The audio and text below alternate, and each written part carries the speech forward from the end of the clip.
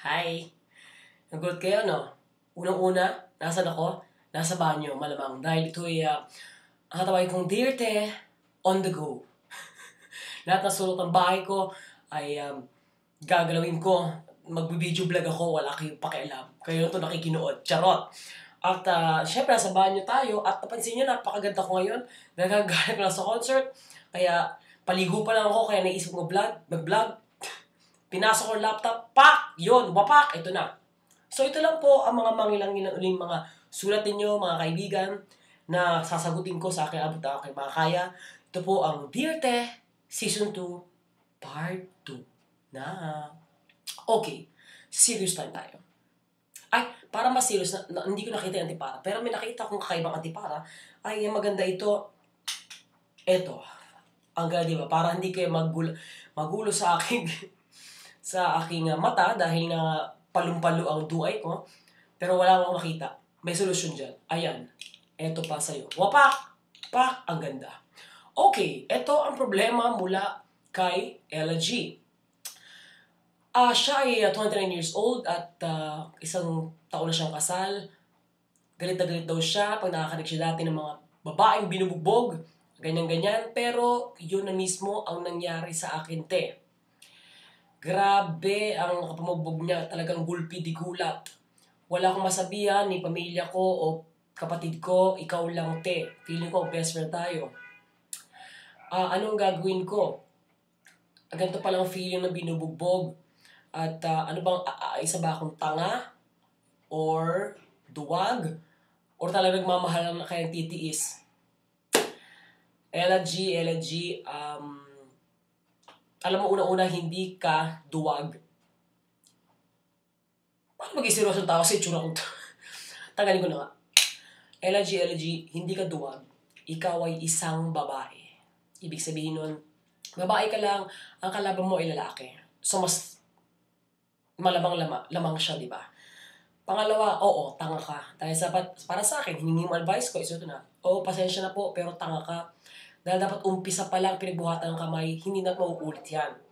Sinabi mo gulpi di gulat. Tama lang, talagang gulpi di gulat yan kasi wala namang gulpi di abiso. Ibig sabihin, sige, ayan na, gulpi na kita, ready ka na, wag ganon. Wala, talagang gulpi di gulat yan, te.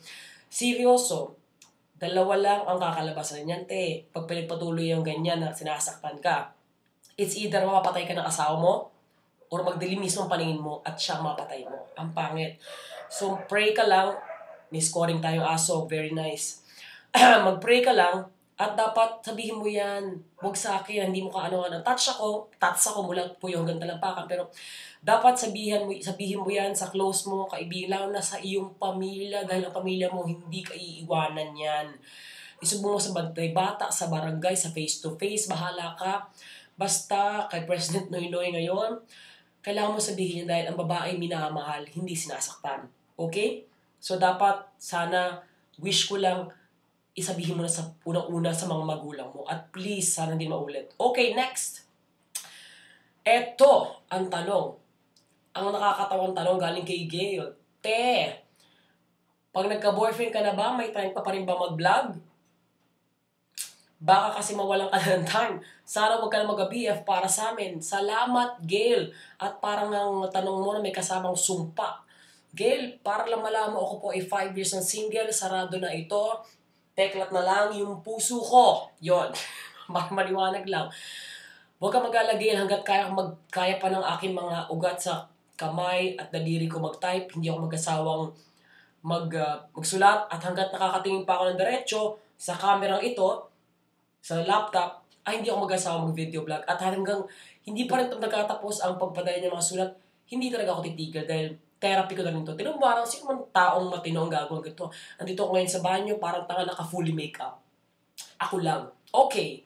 Pero huwag ka mag-alala. Parang ka-boyfriend ako kayo una makakaalam, pero sana magka-boyfriend ako na makaluwag-luwag na ako sa buhay. Okay, next question. Eto. Nakakaloka. Bibilisan ko ng konti para marami pa naman itong parts, huwag kayo mag-alala. Kaya lang kay Roysa. Roysa, isang 19 years old, student pa rin. Ito ang bonggang problema niya. 4th year college na ako, pero at unexpected nanay ko na nakagraduate na ako. Pero ang problema, ay hindi pa ako graduate ngayon. Paano ko sabihin sa mama ko to? Help naman, te. Roysa, hindi ko lang ba't mo ko sinulatan, problema ganyan. Ano bang kailangan ko pang tuition fee? Kasi, ibig sabihin, nagsinungaling ka sa nanay mo na akala, sabi mo gagraduate ka pero hindi ko graduate. Walang lihim na hindi ang bubunyag. Kaya, sabihin mo yan sa nanay mo. Paano may explain sa nanay mo yan? Ano ka? Ano yung, nagbago ng curriculum ng college, pero parang nagkaroon ng grade 7, gano'n? Siyempre, explain mo sa kanya.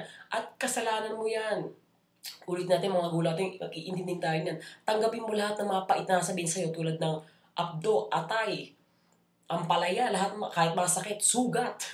Kasi, kasalanan mo yan. Pero, I think naman siguro, may ano rin kayo. Ang gawin mo lang, bumawi ka ng bongga-bongga sa nanay mo, ha?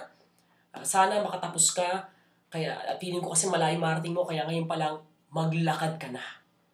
Next question.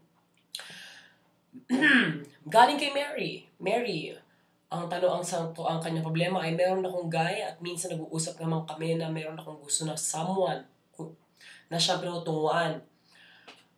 Pero hindi ko siya kinonfirm na siya yon. Pero tinanong ko siya na paano kung ikaw yon. Ang sagot ng lalaki ay wag daw sana magkaroon dahil magkakagap kayo. Pero bakit siya pa rin tawag sa akin, lagi pa rin naman kami nakikita. Siya na nga lang inaantay ko tumawag sa akin, baka lalo na isipin na may gusto ko sa kanya. Paano ang dapat kong gawin? Gap, magkakaroon kayo, ano to, memory gap? Charos. Sinabi naman pala niya sa'yo na, parang, hindi naman straight to point. Sabi niya sa'yo na, hindi kaya type. Yun, di ba? So magkakagawa ng mga lalaki. Pero in fairness sa mga lalaki, hindi sa lalaki, minsan sa babae, pero mas lamang ang lalaki, iba ang sinasabi nila sa pinakikita. So, ganitong gawin mo, para sa akin, again, tinanong yung advice ko. Huwag mo sagutin ng tawag. Pag tumawag, mag-text, sagutin ng who you. Pag mo the senior, whatever, don't be too available. O sabihin mo, may busy ka, kaya nagaro ka ng punyetang Plants vs. Zombies. Basta, tignan mo, pakiramdaman mo from there, kung ano magiging reaction niya. Diba? Doon mo alam kung talagang type ka niya. Ha? Don't be too available. Para meron ka namang ano sa sarili mo. Okay? Last question for this part 2. Miss Tourism, ito na. Meron akong, in love ako ngayon, may jowa siya sa Dubai. Taga-Dubai ka. Pero meron siyang meron siyang 3 anak sa Pilipinas, 3 na anak niya. Pero hindi sila kasal, pero hindi nag-work ang relationship nila. Kaya, ayun. Ngayon, yung jowa na ngayon sa Dubai, may jowa din sa Pilipinas. Meron ding mga anak. At may jowa din, bukod sa kanya, si Miss Tourism, pangalan to Miss Tourism, bukod sa kanya, meron pang isang jowa na inuuwian. Naaaning ako, te. Laging sabi, mahal niya ako. Pero doon pa rin siya umuwi sa house ng girl. Ano nga payo nyo? Sensya na unang-una ang harot-harot nyong pareho. Pareho kayo may jowa sa Pilipinas, pero nagka-jowaan pa rin kayo. Well, I don't want to judge, no? Ayoko maging judgmental. Pero, unang-unang pero mas lamang yung lalaki kasi mas maharot siya kasi bukod sa Pilipinas, meron pa siyang jowa ikaw at meron pa siyang inuuwi ang iba. Tapos naniniwala ka na mahal ka niya? Think. Sige, absorb mo. Sino maniniwala nun? So, at ito lang, hindi ko alam kung bakit hindi ka inuuwian at naniniwala ka sa dahilan niya na hindi umuwi dun sa babae. Ang nangyayari dyan, siya ang maswerte sa lahat because he have it all. Diba? Asa kanya lahat. Ikaw, ano ka lang. At unang-una, bakit ka naaaning? Bakit ka mo? Kasi, pasensya na, gawain mo din. Niloloko mo po yun ang mga jowa mo sa Pilipinas na hindi ko alam kung umaasa. So, yung gawain ng jowa mo, gawain mo din. Ate, may karma tayo, ha? At ang unang-una, kaya affected ako dito sa problema ito dahil may mga anak kayo. Ano ba ang priorities nyo? Ang magharutan o ang kinabukasan ng anak nyo?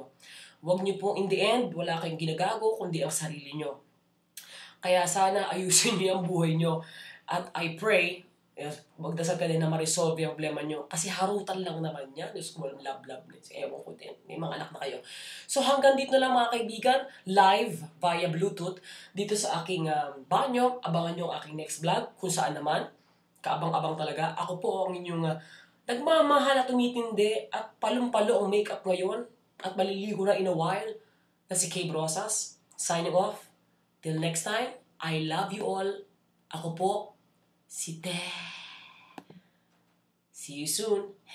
Hemwe.